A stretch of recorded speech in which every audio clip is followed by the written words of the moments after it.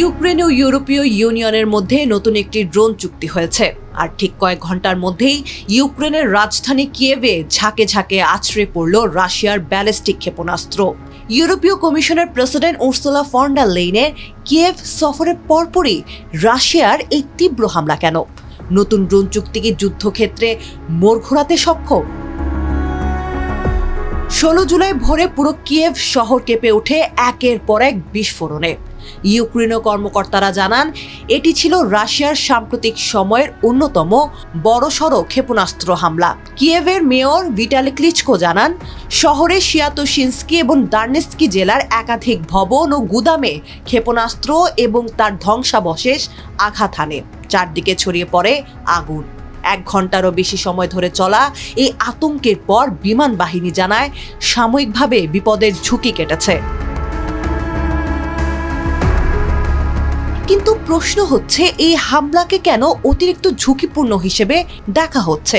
কারণ হামলার মাত্র কয়েক ঘন্টা আগে কিয়েভে দাঁড়িয়ে ইউক্রেন ও ইউরোপীয় ইউনিয়নের মধ্যে একটি ঐতিহাসিক ড্রোন চুক্তির ঘোষণা দেন ইউরোপীয় কমিশনের president Ursula von der Leyen. ইউক্রেনের রাষ্ট্রত্ব দিবস বা স্টেটহুড ডের অনুষ্ঠানে দেয়া ভাষণে তিনি বলেন, এই চুক্তি ইউক্রেনের উদ্ভাবনী ক্ষমতা এবং ইউরোপের শিল্প সক্ষমতাকে এক সুতোয় বাঁধবে। কি আছে এই ড্রোন চুক্তিতে? ইউক্রেনে রয়েছে বিগত 4 বছরের বেশি সময় ধরে চলা যুদ্ধের বাস্তব অভিজ্ঞতা এবং ড্রোন প্রযুক্তির উদ্ভাবনী ক্ষমতা। অন্যদিকে ইউরোপীয় ইউনিয়নের রয়েছে বিশাল প্রযুক্তিগত ও শিল্প সক্ষমতা এবং নিরাপদ উৎপাদন কেন্দ্র।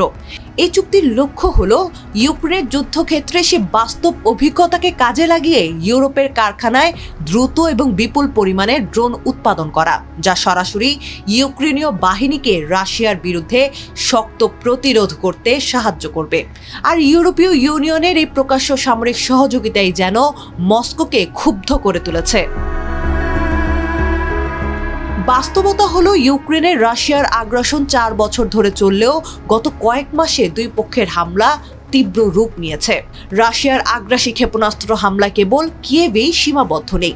কৃষ্ণ সাগর তীরবর্তী বন্দর নগরী ওডেসা থেকে শুরু করে উত্তর পূর্বাঞ্চলীয় শহর সুমি, সবখানি রাশিয়ার দিনের বেলার হামলা এখন নিত্যদিনের ঘটনা।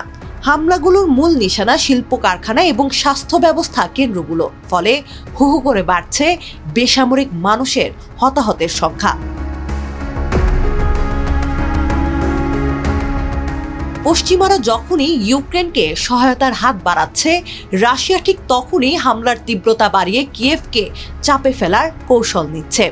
ইউরোপীয় ইউনিয়নের এই নতুন ড্রোন চুক্তি যুদ্ধক্ষেত্রে ইউক্রেনকে কতটা শক্তিশালী করবে এটা এখনো অজানা। তবে কিয়েভের উপর রাশিয়ার এই তাৎক্ষণিক ক্ষেপণাস্ত্র হামলা প্রমাণ করে, ইউরোপের এই নতুন চালকে মস্কো মোটেও হালকাভাবে নিচ্ছে না।